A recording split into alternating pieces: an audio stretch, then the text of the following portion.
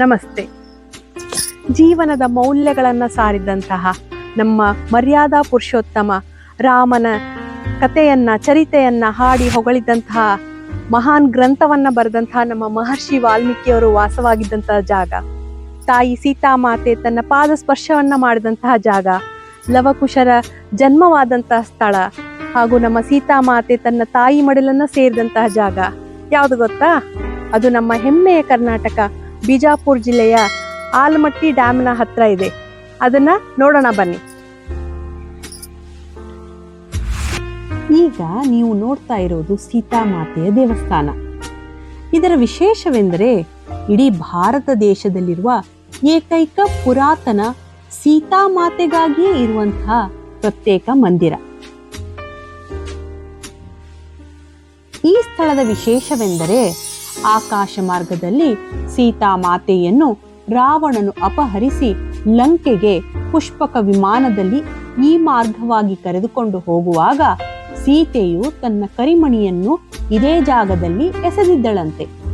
ಅದಕ್ಕಾಗಿ ಈ ಸ್ಥಳವನ್ನು ಸೀತೆಮಣಿ ಎಂದು ಕರೆಯಲಾಗುತ್ತಿತ್ತು. ಕಾಲಾನಂತರದಲ್ಲಿ ಇದು ಸೀತೆಮಣಿಯಾಯಿತಂತೆ. ಸೀತಾಮಾತೆಯು ಲಂಕೆಯಿಂದ ಅಯೋಧ್ಯೆಗೆ ಮರಳಿದಾಗ ಕೆಲ ಅಯೋಧ್ಯೆಯ ಪ್ರಜೆಗಳಿಂದ ನಿಂದನೆಗೆ ಒಳಗಾಗುತ್ತಾಳೆ. ಆಗ ರಾಮನು ತನ್ನ ರಾಜಧರ್ಮವನ್ನು ಪಾಲಿಸಲು ಸೀತೆಯ ಇಚ್ಛೆಯಂತೆ ಕಾಡಿನಲ್ಲಿ ಬಿಟ್ಟು ಬರಲು ಲಕ್ಷ್ಮಣನಿಗೆ ಆದೇಶ ನೀಡುತ್ತಾನೆ. ಆಗ ರಾಮನ ಆಜ್ಞೆಯಂತೆ ಲಕ್ಷ್ಮಣನು ಸೀತಾಮಾತೆಯನ್ನು ಕಾಡಿನ ಮಾರ್ಗವಾಗಿ ಕರೆದುಕೊಂಡು ಕೃಷ್ಣಾ ತೀರಕ್ಕೆ ಬರುತ್ತಾನೆ. ಆದರೆ ಆಗ ಕೃಷ್ಣೆಯು ತುಂಬಿ ಹರಿಯುತ್ತಿದ್ದರಿಂದ ಸೀತಾಮಾತೆಯನ್ನು ಕೃಷ್ಣಾ ತೀರದಲ್ಲೇ ಬಿಟ್ಟು ಬರುತ್ತಾನೆ. ಈ ಸ್ಥಳವು ವಾಲ್ಮೀಕಿಯ ಆಶ್ರಮವಾಗಿರುತ್ತದೆ. ಆ ಸಮಯದಲ್ಲಿ ಸೀತಾಮಾತೆಯು ಗರ್ಭಿಣಿಯಾಗಿ ವಾಲ್ಮೀಕಿಯು ಸೀತಾಮಾತೆಯ ಆರೈಕೆ ಮಾಡುತ್ತಾರೆ.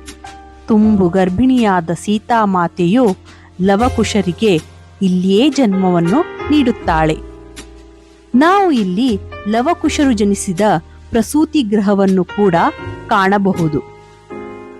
ದೇವಸ್ಥಾನದ ಹೊರಭಾಗದಲ್ಲಿ 3 ಹೊಂಡಗಳನ್ನು ಕಾಣಬಹುದು: ಸೀತಾ ಹೊಂಡ ಹಾಗೂ ಲವ ಮತ್ತು ಕುಶ ಹೊಂಡ. ಸೀತಾಮಾತೆಯು ಈ ಹೊಂಡದ ನೀರನ್ನೇ ಉಪಯೋಗಿಸುತ್ತಿದ್ದಳು ಎನ್ನುವ ಪ್ರತೀತಿ ಇದೆ. ಈ ಹೊಂಡದಲ್ಲಿ ವರ್ಷದ 12 ತಿಂಗಳು ನೀರಿರುತ್ತದೆ.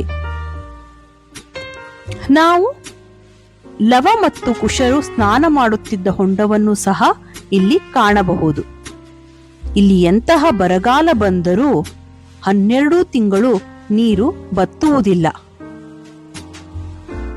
ಇಲ್ಲಿ ನಾವು ಸೀತಾಮಾತೆಯ ಸುಂದರ ಸರಳವಾದ ಉದ್ಭವ ವಿಗ್ರಹವನ್ನು ಕಾಣಬಹುದು.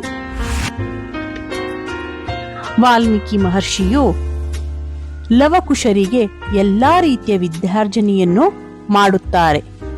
ಕಾಲಾನಂತರದಲ್ಲಿ ಶ್ರೀರಾಮಚಂದ್ರನು ಅಶ್ವಮೇಧ ಯಾಗವನ್ನು ಹಮ್ಮಿಕೊಳ್ಳುತ್ತಾನೆ. ಅಶ್ವಮೇಧ ಕುದುರೆಯು ವಾಲ್ಮೀಕಿ ಆಶ್ರಮವನ್ನು ಪ್ರವೇಶಿಸಿದಾಗ ಲವಕುಶರು ಅಶ್ವಮೇಧ ಕುದುರೆಯ ತಲೆಯ ಮೇಲಿರುವ ಪದಕವನ್ನು ಓದುತ್ತಾರೆ. ಆ ಪದಕದಲ್ಲಿ ಕುದುರೆಯನ್ನು ಕಟ್ಟಿದವರು ಯುದ್ಧ ಮಾಡಬೇಕು, ಇಲ್ಲದಿದ್ದರೆ ಸೋತರೆಂದು ಒಪ್ಪಿಕೊಂಡು ಕಾಣಿಕೆ ನೀಡಬೇಕೆಂದು ಬರೆದಿರುತ್ತದೆ. ಇದು ಅಹಂಕಾರದ ಮಾತೆಂದು ತಿಳಿದು ಅಶ್ವದ ಕುದುರೆಯನ್ನು ಲವಕುಶರು ಕಟ್ಟಿ ಹಾಕುತ್ತಾರೆ.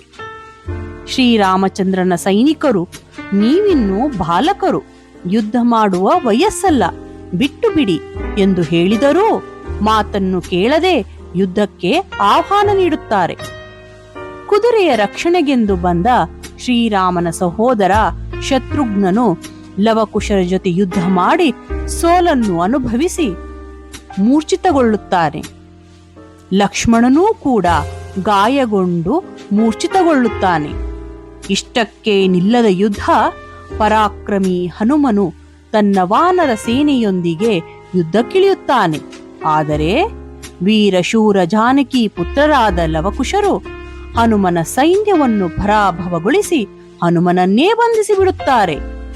ಇದನ್ನೆಲ್ಲ ತಿಳಿದ ಶ್ರೀರಾಮಚಂದ್ರನು ಜಾನಕಿ ಪುತ್ರರನ್ನು ಮನವೊಲಿಸಲು ಪ್ರಯತ್ನಿಸುತ್ತಾನೆ. ಆಗ ಹಠ ಬಿಡದ ಲವಕುಶರು ಯುದ್ಧವನ್ನು ಮಾಡಿ ಇಲ್ಲವೇ ಸೋಲನ್ನು ಒಪ್ಪಿಕೊಳ್ಳಿ ಎಂದು ಆಗ್ರಹಿಸುತ್ತಾರೆ.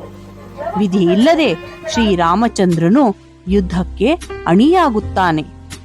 ಇದನ್ನೆಲ್ಲ ತಿಳಿದ ಮಹರ್ಷಿ ವಾಲ್ಮೀಕಿಯು ಸೀತಾಮಾತೆಯೊಂದಿಗೆ ಯುದ್ಧ ಭೂಮಿಯನ್ನು ಪ್ರವೇಶಿಸುತ್ತಾರೆ.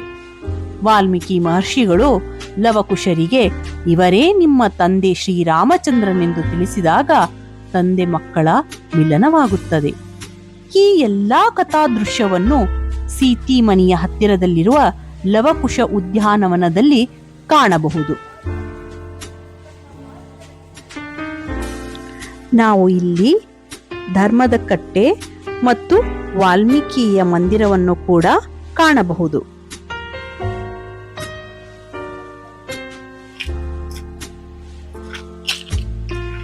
ಪಾವನ ಕೃಷ್ಣೆಯ ತೀರದಲ್ಲಿರುವಂತಹ ಈ ಕ್ಷೇತ್ರ ಪುಣ್ಯಕ್ಷೇತ್ರ. ಆದರೆ ಎಷ್ಟೋ ಜನಕ್ಕೆ ಈ ಕ್ಷೇತ್ರದ ಮಾಹಿತಿನೇ ಇಲ್ಲ.